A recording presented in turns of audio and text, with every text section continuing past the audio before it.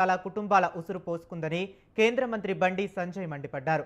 కరీంనగర్లో అంతర్జాతీయ యోగా డే కార్యక్రమానికి హాజరై ఫోన్ ట్యాపింగ్ విషయంపై స్పందించారు. తాను మొదటి నుంచి అన్ని విషయాలను చెప్పుకుంటూ వస్తున్నానని చెప్పారు. అందరికంటే ముందు ఆరోపణలు చేసింది తానేనని తెలిపారు. ప్రధానంగా ఫోన్ ట్యాపింగ్ హైదరాబాద్, సిరిసిల్ల జిల్లా కేంద్రంగా జరిగిందని ఆరోపించారు. సిరిసిల్ల కేంద్రంగా జరిగిందంటే అప్పటికే ప్రజలకు విషయం అర్థమైందన్నారు. కుట్ర వెనుక ఎవరున్నారో స్పష్టంగా తెలుస్తుందని చెప్పారు.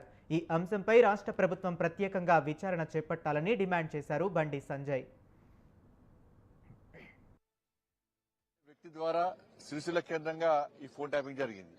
సిరిసిల్ల కేంద్రంగా జరిగిందంటే ఎవరి అనుమతితో జరిగింది, ఎవరి కన్నుసరణలో జరిగిందో అందరికీ తెలుసు. కాబట్టి దీనిలో విచారణ జరపాలి. ఇవాళ ప్రభాకర్ రావు అనే వ్యక్తి అనేక కుటుంబాలను నాశనం చేశాడు.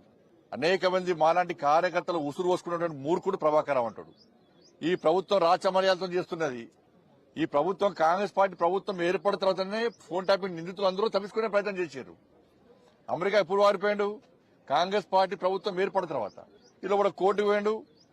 కోర్టు నుంచి ఉత్తర్వులు తీసుకొచ్చున్నాడు. రాచమర్యాలతో వేయాలని చెప్పి ఉత్తర్వులు తీసుకున్నాడు. కోర్టును గౌరవించాల్సిన బాధ్యత మనకు ఉంది కాబట్టి దానికి అనుగుణంగా తప్పించుకునే ప్రయత్నం చేస్తా ఉన్నాడు.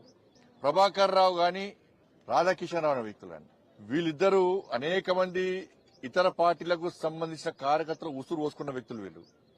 ఇవాళ ఇతర పార్టీ నాయకుల ఫోన్ ట్యాపింగ్ కాదు, బీఆర్ఎస్ పార్టీ నాయకుల ఫోన్ ట్యాపింగ్ కూడా చేశారు. భార్య భర్తలుంటే ఫోన్ వినడమే, కొడుకు తల్లింటే ఫోన్ వినడమే, జడ్జిల ఫోన్లు కూడా ఫోన్ ట్యాప్ చేశారు. జడ్జిలది కూడా.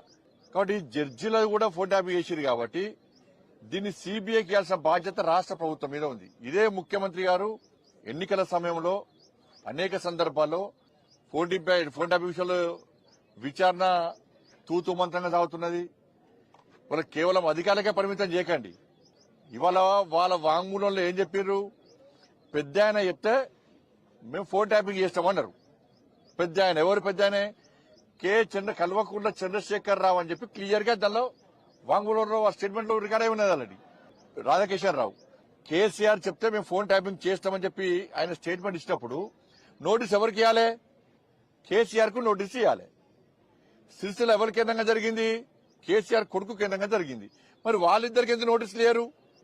అంటే ప్రభుత్వం వాళ్ళని కాపాడే ప్రయత్నం చేస్తున్నది. లోపాయికార ఒప్పందం కాంగ్రెస్ కును